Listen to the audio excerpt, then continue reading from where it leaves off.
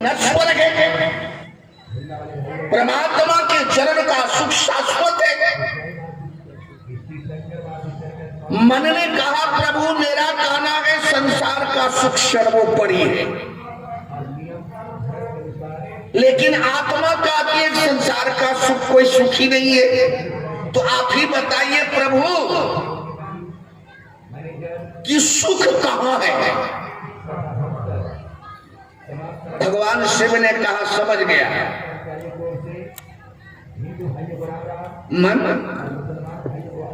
दुख मत मानना, तूने मुझे आवाहन किया है अपने तरफ से और मैं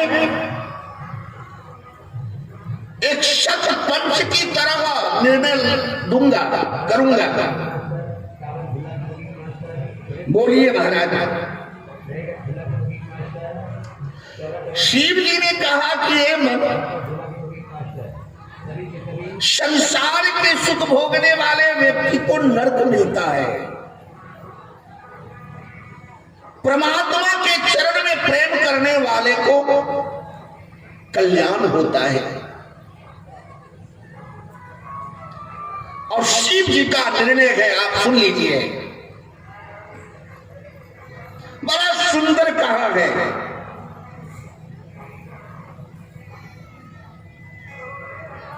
मनुष्य परमात्मा के चरण को छोड़कर जो संसार के सुख के पीछे भाग रहा है, वह समझ ले कि मेरा कल्याण तो असंभव है। भव सिंधु यगाध परे नरते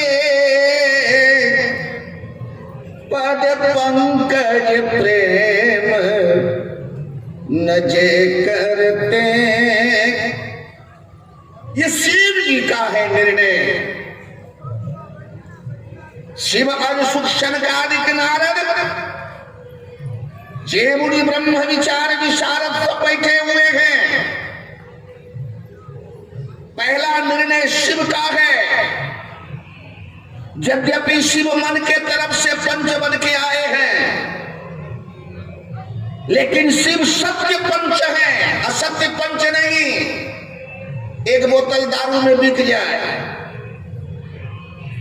ऐसा पंच नहीं है। दूध का दूध, पानी का पानी निर्णय लेने वाला ये पंच है। इसलिए कहा भव सिंधु यगाध परे नरते पद पंकज प्रेम जे करते। और निर्णय देकर के भगवान शिव बगल हो गए। मन को अभी आशा है कि एक ब्रह्मा जी बचे हैं, ये जरूर मेरे तरफ से निर्णय लेंगे। जब ब्रह्मा जी आए सज्जनों, ब्रह्मा जी से पूछा गया तो ब्रह्मा जी ने कहा रे मन, सृष्टि के रचयिता मैं हूं और कर्म के जानकारी भी मेरे पास रहता है। कर्म शुभाशुभ जान विधाता मेरे पास रखता है।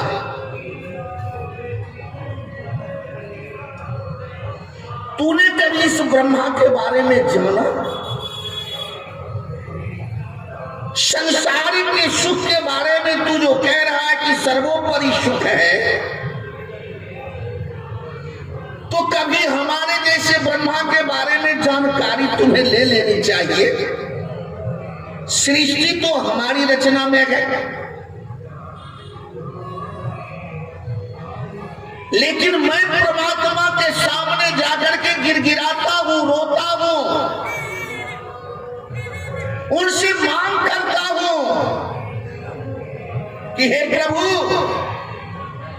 इस ब्रह्मा को आप अपने चरण में प्रेम दे दीजिए। ये ब्रह्मा आपके चरण को छोड़कर प्रपंच में लगा हुआ है। लंका कांड के 110 दोहा पढ़िए।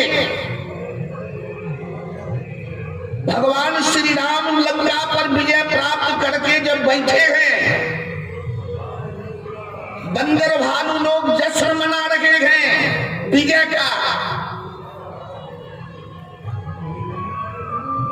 विभीषण जी अंतरिक्ष में जाकर के वेश कीमतियां मणियां सब लुटा रहे हैं, वस्त्र लुटा रहे हैं।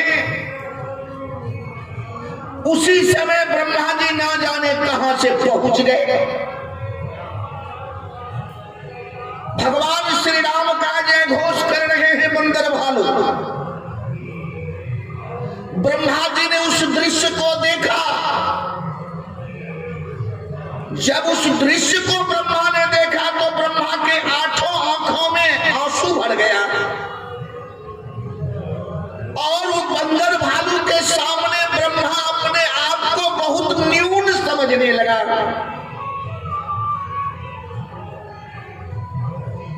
भगवान श्री राम के सामने बोलते हैं ब्रह्मा जी, भीग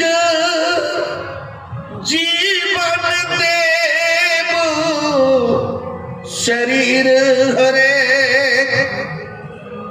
तब भक्ति बिना भव भूली परे। हे प्रभु श्री राम,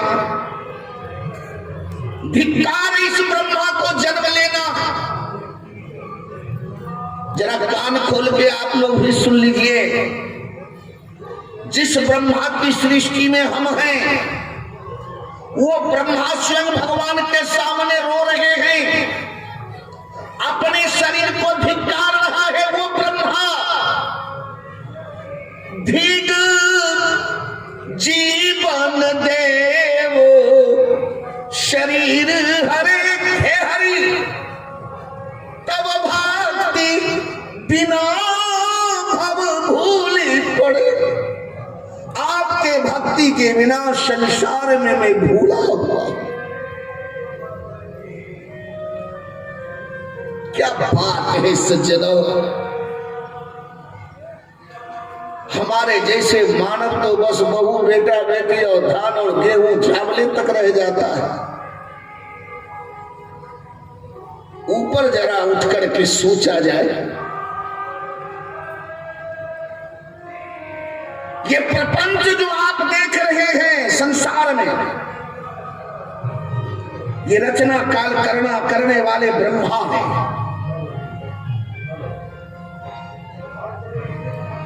लेकिन आज ब्रह्मा मेरे ठाकुर के सामने रो रहे हैं।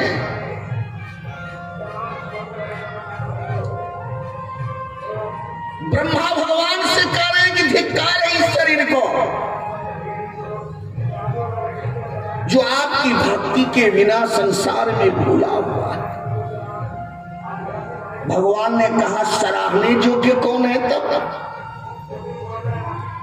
ब्रह्मा जी का दूसरा शब्द सुनिए, कृत्य विभो सब वानर। ये शब्द का जब अर्थ निकलता है तो बड़ा आनंद आता है। कृत्य विभो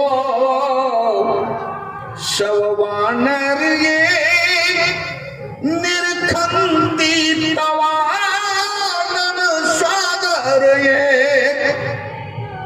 हे महाराज, कृत तो ये बंदर हो गया, हमसे कहीं श्रेष्ठ है ये।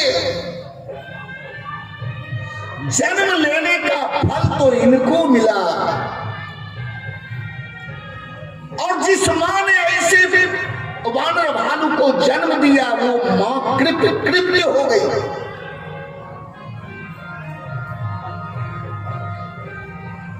शरीर कैसा भी हो, किसी का भी हो, हमारे रामचरितमानस में चाहे पक्षी हो चाहे पशु, भाई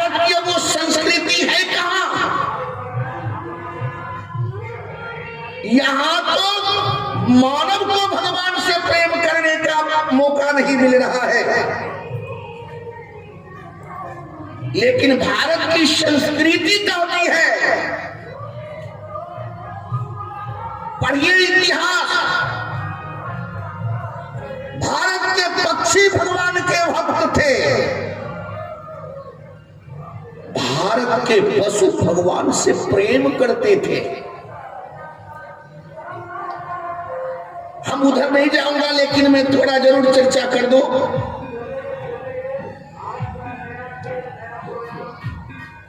भगवान श्री राम 14 वर्ष के लिए जब वनवास गए और जिस घोड़े पर बचपन से भगवान श्री राम बैठते थे, मिथिला के प्रकरण में बहुत सी चौपाइयां हैं घोड़े की। जहिवर बाजी राम असवारा काड़ा। जिस घोड़े पर भगवान श्री राम बैठा करते थे, सवारी करते थे, जब भगवान श्री राम जंगल चले गए तो उस घोड़े ने चारा लेना, जल लेना छोड़ दिया। ये आप लोगों की जो हमारी बातें हैं ना, वो गले से नीचे नहीं उतरेगी, आश्चर्य लगेगा। लेकिन मैं निवेदन करता हूं, मैं झूठ नहीं कहता। उन्होंने चारा लेना और जल पीना छोड़ दिया राम जी के वियोग से। भगवान श्री राम जंगल गए और उस घोड़े ने चारा और पानी दोनों त्याग कर दिया। बहुत दिनों के बाद, मैं आपको बता देता हूं, बहुत दिनों के बाद एक दिन कौशल्या जी के मन में आ गई कि राम के घोड़े को बहुत दिन हुआ है मैंने नहीं देखा है, एक बार चल करके देख लूं उस घोड़े को। मां कौशल्या ने भरत को बुलवाया। मां बेटा भरत और कौशल्या जी दोनों घुड़साल गए। वहां जितने घोड़े थे सब मस्त थे, लेकिन जिस घोड़े पर राम जी बचपन से बैठे थे ना, उस घोड़ा को जब देखा मां कौशल्या ने, तो ऐसा लगा जैसे कमल के वन पर पाला पड़ जाता है, घोड़ा काला हो गया है, मांस और खून शरीर में नहीं है, मात्र हड्डी है। मां कौशल्या पहचान न पाई।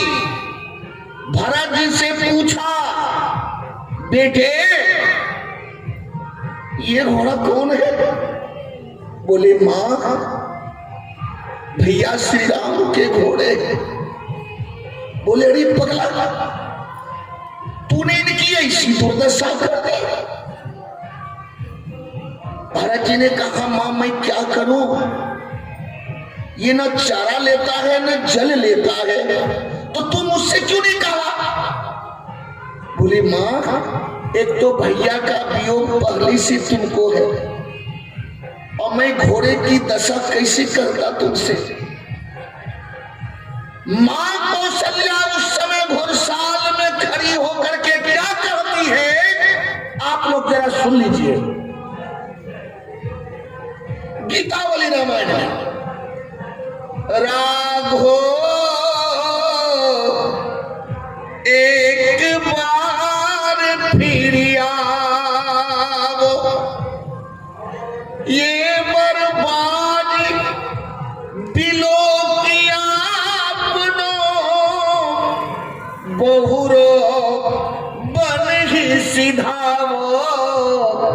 राघो एक बार फिर आओ, रे बेचारा एक बार तू लौट के आ जा। मैं नहीं रोकूंगी, तुम्हारा भाई भरत भी नहीं रोकेगा। इस घोड़े की दशा देख करके तुम चले जाओ, शायद तुम आओ और ये चारा लेना शुरू कर दे, इसलिए एक बार अपने घोड़े के लिए लौटाओ। राघो, गीतावली रामायण में बड़ा सुंदर पद है, 2-3 पद इतना सुंदर है। राघो एक बार फिर आओ, ये बड़बाजी, बाजी मतलब घोड़ा, ये बड़बाजी बिलो किया अपनो, बहुरो बन ही सिधाओ। इस पर का किसी ने कहा, मां भारत तो है उस घोड़े को देखने के लिए। बोले भारत 100 गुनी शान करत है, यद्यपि जान तिहारे, तदपि दिनहु दिन होत झावरे, मनहु कमल ही मारे। राघो एक बार फिर आवो। यद्यपि भरत श्री राम से ज्यादा 100 गुना इस घोड़े का सार संभाल करता है, लेकिन इस घोड़े के अंदर प्रभु श्री राम का वियोग ऐसा बढ़ गया है, बिना तुम्हारे बिना यह सचेत नहीं हो सकता। उसी समय सज्जनों, घुड़साल से बगल होकर के एक व्यक्ति हाथ में रस्सी और कुल्हाड़ी लेकर के निकला। मां कौशल्या ने देखा, काहे पथिक जरा सुनो, तुम कहां जा रहे हो? उस व्यक्ति ने कहा, मां मैं जंगल जा रहा हूं लकड़ी काटने। कौशल्या जी ने कहा, बेटा तुम जंगल जा रहे हो? कहां? ए बेटा, मेरा राम भी जंगल गया है, मालूम ही है तुमको। कहीं जंगल में मेरा बेटा राम मिल जाए तो उनसे मेरी बात कहना। सुनहु पथिक जो राम मिली है बन, कही है मां तू संदेशो, तुलसी मोहिना और सब ही ते, इनको बरो अंदेशो। राघो एक बार फिर आओ। हे पथिक, यदि राम बेटा मिल जाए तो उनसे कहना कि ना तो मुझे कोई गम, ना भरत को, ना अयोध्यावासी को, सब कोई फल फूल खा करके जीवन व्यतीत कर ही रहा है। लेकिन उनसे कहना कि जिस घोड़े को अपने हाथ से वो पोंछते थे, दूध पिलाते थे, वह घोड़ा आज कई दिन बीत गए, न चारा लेता है न पानी पीता है। मुझे तो ऐसा आदेश लग रहा है कि कहीं ये राम के बिना प्राण न छोड़ दे। सज्जनों, एक जानवर में भगवान के प्रति प्रेम, और हम मानव होकर के भगवान को भूल गए। हमारे जैसे कोई कृतज्ञ और पैदा लेगा क्या? अपने को बड़े कहने वाले व्यक्ति से मैं निवेदन करता हूं, जरा मिलान कर लीजिए। हम ज्यादा क्या बताओ, कहने का तो मुझे बहुत कुछ था इस पर, लेकिन मैं उधर जाना नहीं चाहता। मेरा प्रसंग था कुछ और। ये तो बात से बात बढ़ गई तो थोड़ा हमने थोड़ी चर्चा कर दी। हम ब्रह्मा जी की बात कर रहे थे,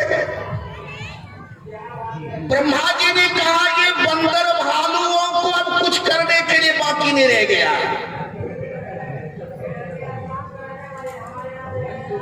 इससे ज्ञात होता है सज्जनों, संसार में आपने बहुत काम कर लिया,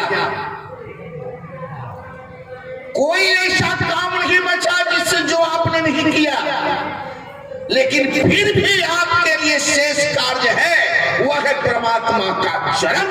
जब तक परमात्मा का भजन नहीं करेंगे तब तक आपका कार्य पूरा नहीं होगा। कृत कृत विभो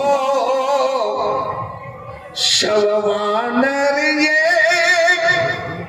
निर्खंपी तवानन सादर ये। राम जी ने कहा, ब्रह्मा जी आप कहना क्या चाहते हैं?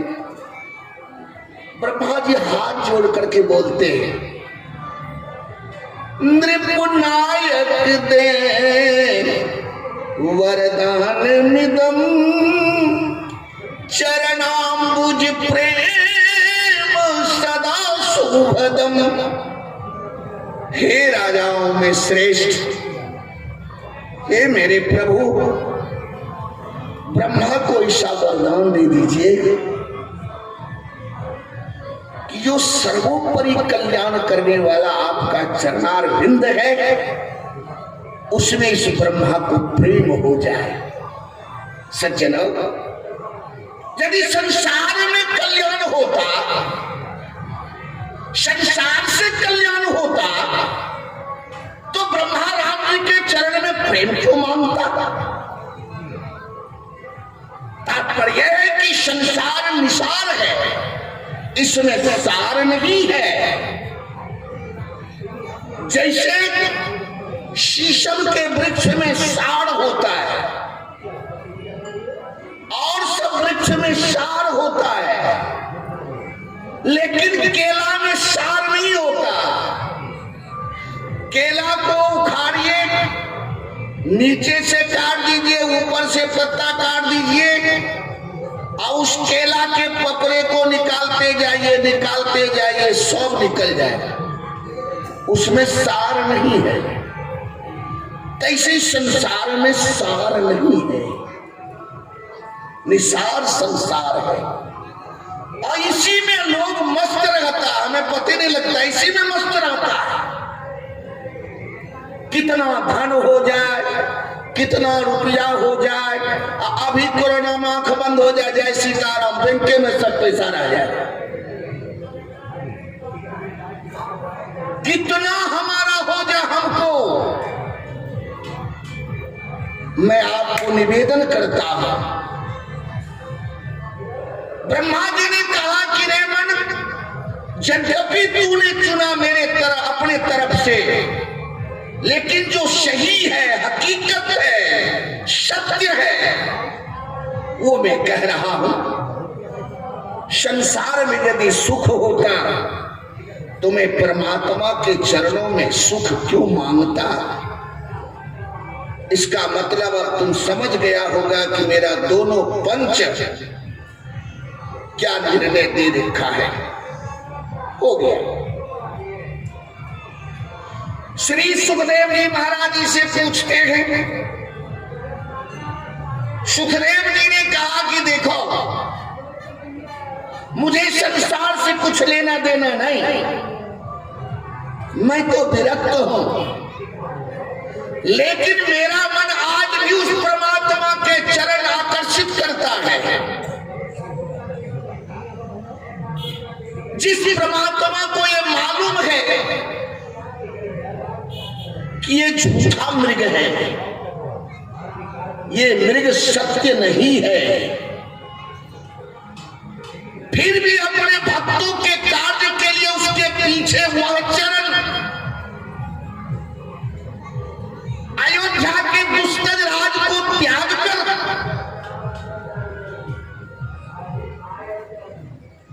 अयोध्या की दुष्टर राज है, उसकी चर्चा भी मैं नहीं करूंगा, बड़ी व्याख्या उधर हो जाएगा। और एक मृग के पीछे मैं तो उसी चरणार बिंद का ध्यान करता हूं, वंदना करता हूं। त्यक्त्वा सुदुस्तज सुरे सिद्धराज लक्ष्मीम धर्मिष्ठयार्य वचशार्यदगादरण्यम माया मृगम दैत्ययेषितमन्मधावत्।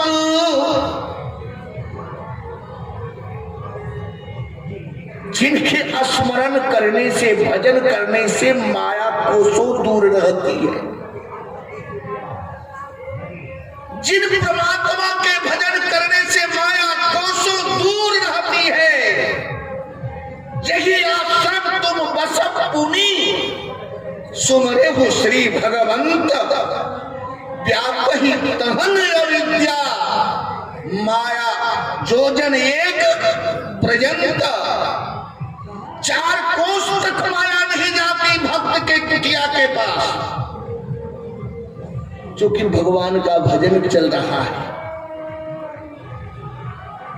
लेकिन आज वही परमात्मा माया के पीछे, माया मृग के पीछे। बड़ा सुंदर भागवत में यह श्लोक है, इसमें 9 विशेषण है। कभी मैं व्याख्या किया हूं, इसका करता रहता हूं। ध्येयम सदा परिभवग्न। परिभवग्न का अर्थ क्या है? ध्येयम का क्या अर्थ है? ध्येयम सदा परिभवग्न। मभिष्ट का क्या अर्थ है? इन 9 विशेषण इसमें है। 9 की व्याख्या मानस से निकाल के मिलान करता रहता। लेकिन सज्जनों, उतना यहां समय नहीं जो मैं आपके सामने निवेदन करूं। मैं ये निवेदन कर रहा था, सुखदेव जी ने कहा हमारे जैसे विरक्त संसार में सुख होता तो इससे मैं सर्वोपरि यदि संसार का सुख ही होता, संसार के सुख से ही यदि जीव का कल्याण होता, तो हमें विरक्ति लेने का जरूरत क्या है? शनकादिक ने कहा श्री राम स्तवराज में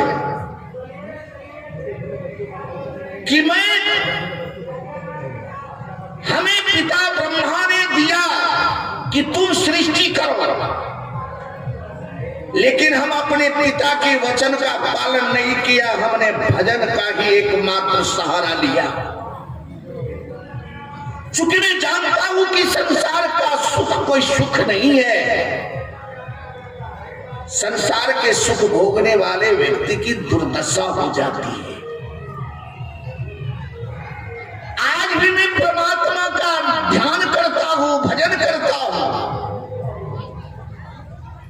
श्री राम स्तवराज में का श्लोक है, तत्स्वरूपम पुरुषम पुराणम स्वतेजसा पूरित विश्वमेकम राजाधिराजम रविमंडलस्थम विशेश्वरम राम हम भजामी।